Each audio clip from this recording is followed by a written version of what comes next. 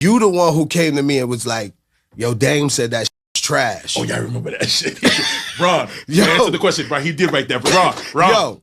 Yes. Yo, it's like, yo, Dame said that shit's trash. I was like, Face, no, man, out here. Tell Dame, come tell me that. Remember, Dame came to the studio. And Dame was like, nah, Bleek, that shit's trash, man. I think you could write a better verse than that, man. Yes, and I'm like, what? I went crazy on this. Yeah, and I'm like, yo, I ain't gonna front. Y'all had me so mad that night that I went back and rewrote the verse. Dame Dash really told Memphis Bleek that his verse was trash, and what happened next changes everything. This is one of those real industry moments that shows you how success is built behind the scenes. Memphis Bleek just broke down a situation that most artists would never admit on camera. We talking about ego, pressure, business decisions, and real accountability inside Rockefeller Records. And here's what stands out. Dame Dash didn't sugarcoat anything. He came straight into the studio and told Memphis Bleek that his verse was not it. No politics, no holding back, just pure honesty. And in today's music industry, where everybody is chasing streaming numbers and brand deals, that kind of raw feedback is rare. But this is where it gets even deeper. Jay-Z was right there as the backbone for Memphis Bleek all throughout his career at Rockefeller. Bleek made it clear. Jay-Z always had his back, not just musically, but from a business and mentorship standpoint as well.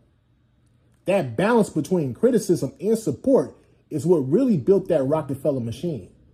Now I'm about to let y'all hear this for yourselves, but before I do, I just need y'all to like, leave your thoughts down below in the comment section, and subscribe. Let's get into it. Like, every time I used to say certain things, me and Dame would get into our arguments and all of that, you was the one that would come to the end, at the end of the convo and be like, but Bleek, it ain't gotta be like that, Bleek. Why, like, y'all tripping, we family, Bleek. Nah, man, we gotta put this shit together. Like, and I always respected that from you, so. I'm glad you said that, because that's how I felt. Nah, definitely, bro. You fought for it, and like, what was it like A&R with us? Because you dealt with all of us, man. We was fucking Bleek, headaches. Your headaches. Well, Bleek, I didn't really do a lot of your music because you had the big homie Hove. Hove was your backup. Hove was his A&R. Hove dealt with Bleek, but I was Bleek's. Yo, Bleek, that's right. Nice, Bleek. Come on. Let's get it. Yo, I remember, listen, niggas don't even know, like, the song we did with Cam, the Just Fire. Yes. Remember, yeah. I wrote a first verse to that joint, and you the one who came to me and was like, yo, Dame said that shit is trash. Oh, yeah, I remember that shit. Ron, you answered the question, bro. He did right there. Ron. Yes. Yo, this nigga was like, yo, Dame said that shit is trash. I was like, Face, no, man, fuck out of here. Tell Dame, come tell me that. Remember, Dame came to the studio. And Dame was like, nah, Bleek, that shit is trash, man. I think you could write a better verse than that, man. Yes, and I'm like, what? I went crazy on this shit. Yeah, and I'm like, yo, I ain't gonna front. Y'all niggas had me so mad that night that I went back and rewrote the verse. And I thank y'all for that, because we would have never got the verse we got if y'all never said that to me. I'm laughing because I remember that shit. I was like, oh, my, I'm gonna have to be the sucker. Yo. Dame looking at me like, give me that G, you need to go tell Bleek. Word. Yo, Ron. Bleek 17 to telling it his terrible. Yo, got money. Leathers on this. His crew was with him. Yo, I gotta do it. Yo, I was hot, my nigga. Like, yo, what? Bleek, it ain't it, Bleek. I was like, no way, nigga said this ain't it. But then I rewrote it. I was like, yo, in my mind, I was saying, I'm gonna write the most disrespectful shit you could say to a nigga in the street. And it's no way nigga gonna tell me they don't fuck with that. Yes, you did, brother. And that's you killed it. Yeah, Dame did. Appreciate that. I knew you was mad at me, but Dame named me Luca Brasi from Godfather because I do all his dirty work. Word up. So I used to go out of town, go all Dame shit I used to go do. I said, yo, man, this is gonna kill me, but Bleek, please don't be mad at me, but I'm gonna tell the truth. And I used to be like that with his friend, his big homie. That's right, man. This is exactly why the Rockefeller era is still studied like a masterclass in music industry business and artist development. When you listen to Memphis Bleek talk about those moments, it's easy to focus on the drama.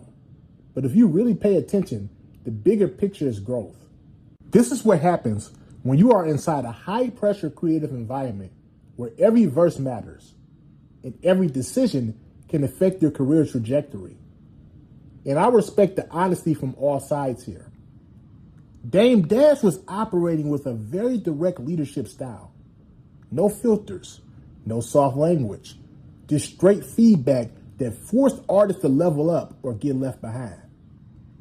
In today's music industry, that kind of raw quality control is rare because everything is filtered through streaming data and social media perception. Now, at the same time, you can't ignore the foundation Jay-Z provided in that system as well. Bleek made it clear that there was support behind the scenes even where criticism was heavy in that moment. That balance between tough love and long-term mentorship is what created longevity for so many artists coming out of that Rockefeller camp. So let me ask you all this. Do you think Memphis Bleek would have still reached the same level without that tough Rockefeller environment pushing him to rewrite and improve constantly? And looking at it from a business perspective, who do you think had the bigger impact on shaping that creative standard inside Rockefeller? Dame Dash or Jay-Z? Let me know your thoughts down below in the comment section. And make sure you like and subscribe. Peace.